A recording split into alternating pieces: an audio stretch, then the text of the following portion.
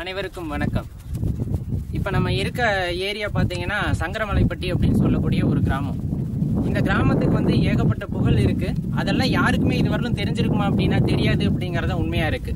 காரணம் என்னன்னா, அந்த காலத்துல சரித்திர நாயகர்களாக கருதப்பட்ட பொன்னர் சங்கர் போன்ற மாவீரர்கள் வாழ்ந்த பூமி இது.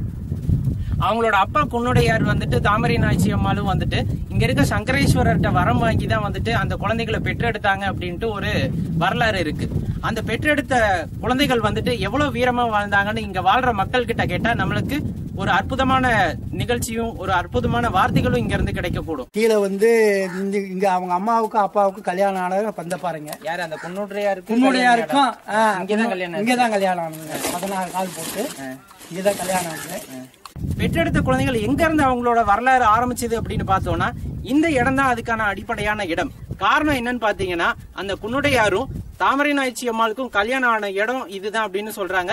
பிற்காலத்துல பொன்னரும் சங்கரும் வளர்ந்ததுக்கு அப்புறமா அவங்களுக்கு எங்க கல்யாணம் ஆச்சு அப்படின்னு பார்த்தா இந்த இடத்துலதான் கல்யாணம் ஆச்சு. இங்கதான் வந்து குன்னுடையாருக்கும் கல்யாணம் ஆச்சு, பொன்னர் சங்கர் 2 பேத்துக்குமே கல்யாண இடம் இந்த இடம் தாங்க. அவர் நிக்கிற இடம் தான் கல்யாணம் இடம். ஆமா, 16 குழி இருக்குது இந்த இடத்துல. பந்த போட்டது குழி, அந்த பந்தல் போட்டதுக்கு 16 குழி அங்க இருக்கு. 16 குழி இருக்குது. இந்த இடத்துல பாத்தீங்கன்னா சுத்தி வந்து 16 குழிகள் காணப்படுது. ஒவ்வொரு குழியும் வந்து அரை அடியில இருந்து 1.5 அடி உயரம், 1.5 அடி வந்து ஆழம் உள்ளதா காணப்படுது. எதுக்காக இந்த குழியை ஏற்பாடு பண்ணுனாங்க அப்படின்னா, இங்க வந்து திருமணம் நடக்கணும் அப்படிங்கிற காரணத்துக்காக பந்தல் போட்டதா இந்த வரலாறு கூடப்படுது. இந்த பந்தலை போட்டுட்டு இந்த இடத்துலதான் வந்து அந்த கல்யாணத்துல வந்துட்டு பாலக்கம்புன்னு சொல்லக்கூடிய அந்த கம்பு ஊன்ன இடம் அப்படின்ட்டு இதை சொல்லுவாங்க. இந்த குழிகளை பொறுத்த வரையிலும் ஒரு குழிக்கும் இன்னொரு குழிக்கும் இடையில 2ல இருந்து 3 அடி வரை தூரம் இருக்கு. மேலும் சுத்தி வந்து 16 குழிகள் இருக்கின்றன. இதுக்கு நடுவுல பாலக்கம்பு ஊனப்பட்டதா சொல்லப்படுற ஒரு குழியும் காணப்படுது.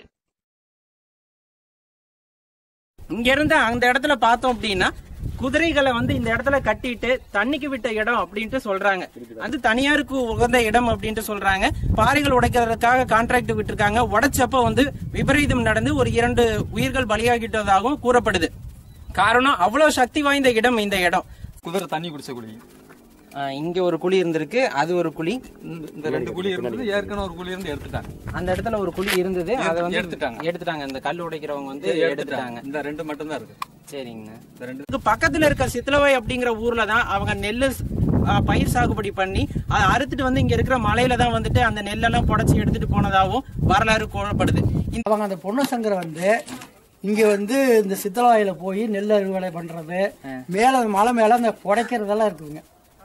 நம்ம சித்தலவாயில தான் விவசாயம் பண்ணி அந்த நெல்லை கொண்டு வந்து மரத்துல வச்சு மேல புடைக்கிற இடம். முயற்சி எப்படி இருக்கும் அப்படின்னு பாத்தீங்கன்னா, வருங்கால சந்ததியினருக்கு இந்த வரலாற்றை எடுத்து கூறுற விதமா இருக்கும். காரணம், இதுக்கு முன்னாடி வந்து ஒரு பாறையா மட்டும் பார்த்த மக்கள் இப்ப இங்க கோயில் இருக்கு அப்படின்னா இதோட வரலாறு தெரிஞ்சுக்க விரும்புவாங்க. அது மூலியமா வந்துட்டு இன்னும் இந்த வரலாறு வந்து இளைஞர்களை போய் சென்றடையும். இதை பத்தி நம்ம நிறைய விஷயங்கள் தெரிஞ்சுக்க வேண்டியது இருக்கு. நம்ம அந்த கோயிலுக்கு போயிட்டு இந்த கோயில்ல இருக்க சான்றுகள் என்ன அப்படிங்கறத இனிமேல் ஒவ்வொரு படியா பார்க்கலாம். சரவணகார்த்திகேயன், திருநெல்வேலி மாவட்டம். கடந்த 3 வருஷமா மட்டுமே பணியின் காரணமாக கரூர் மாவட்டத்தில் தங்கியிருக்கேன்.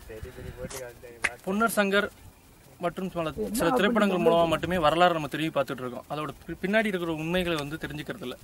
வெறும் திரைப்படம் மூலமாவே ஒரு காணல் நீராக மட்டுமே அந்த வரலாறுலாம் நம்ம கண்ணில் நின்றுட்டு அதுக்கப்புறம் விளைகிறது. இந்த ஒளிப்பதிவோட நோக்கம் என்ன அப்படின்னா, மறைஞ்சு கிடக்கக்கூடிய நம்ம தமிழ் கலாச்சாரம், அதில் இருக்கக்கூடிய பல உண்மைகள், பின்னாடி இருக்கக்கூடிய பலவரோட தியாகங்கள், வீரங்களை பற்றி தெரிஞ்சுக்கணுங்கிறது தான். இந்த ஃபியூச்சர் ஜென்ரேஷனுக்கும் பல உண்மைகள், தமிழ் கலாச்சாரத்தை பற்றி பல உண்மைகள் தெரியாமல் இருந்துகிட்டு இருக்கு. வேற ஒரு விளிம்புக்கு போய்கிட்டு இருக்கோம், கலாச்சாரத்தோட வேற ஒரு விளிம்புக்கு போய்கிட்டு இருக்கோம். ஸோ அதுல இருந்து நம்ம கலாச்சாரத்தை எப்படி பாதுகாத்துக்கிறது, நம்மளோட ஒரு தனித்தன்மையை எங்கேயும் விட்டு கொடுக்க வேண்டாம், கலாச்சாரத்தோட தனித்தன்மையை விட்டு கொடுக்க வேண்டாம். அதுதான் இதோட முயற்சி. அதாவது இந்த ஊரில் தான் நான் பிறந்து எல்லாம் வளர்ந்தேன், இங்கே தான் வளர்ந்தேன். ஆனால் வந்து எனக்கே இந்த கோயிலோட சிறப்பு பற்றி தெரியாது. ஏன்னா இங்கே வந்ததுக்கப்புறம் தான் சில பேர் சொல்லி தான் அந்த கோயில் சிறப்பு பற்றி நான் தெரிஞ்சுக்கிட்டேன். இந்த கோயில் சிறப்பு பற்றி நான் மட்டும் தெரிஞ்சுக்கிட்டா பத்தாது, இந்த உலகத்தில் எல்லாரும் தெரிஞ்சுக்கணும். அதாவது வந்து இது பார்த்த ஒரு சின்ன இடம் மாதிரி தான் இருக்கும். ஆனால் அந்த இடத்துக்குள்ள பெரிய சக்தி ஒன்று இருக்கு, எல்லாரும் சொல்றாங்க, நானும் அதை நம்புறேன். அதாவது பொன்னர் சங்கர் அப்படிங்கிற அவங்க 2 வீரரோட வாழ்க்கை வரலாறே இங்க இருந்து ஆரம்பிச்சது அப்படின்லாம் நிறைய சொல்றாங்க. இதை நான் மட்டும் தெரிஞ்சா பத்த எல்லாருமே தெரிஞ்சுக்கணும். இந்த உலகத்துல எவ்வளவோ பழமையான கோயில்லாம் இருக்கு, இதுவும் ஒரு பெரிய பழமையான கோயில். இந்த இடத்துக்கு எல்லாரும் வரணும், இந்த விஷயத்தை தெரிஞ்சுக்கணும். நான் கரூர்ல 10 வருஷமா இருக்கேன். ஆனா இந்த கோயிலை பத்தி எனக்கு ஒண்ணுமே தெரியல. இப்பதான் எனக்கு தெரிஞ்சுக்கிற சந்தர்ப்பம் கிடைச்சிருக்கு. இது ரொம்ப சக்தி வாய்ந்த கோயிலுங்கிறாங்க. என்னன்னு பார்ப்போம். இது மாதிரி இது வந்து ரொம்ப பழமையானது, நிறைய பேருக்கு நம்ம வரலாறு தெரிய மாட்டேங்குது. தெரியறதுக்காக தான் நாங்கள் இங்கே வந்திருக்கோம். இந்த இடத்த உங்களுக்கு தெரிவிக்கிறதுக்காக தான் வந்திருக்கோம்.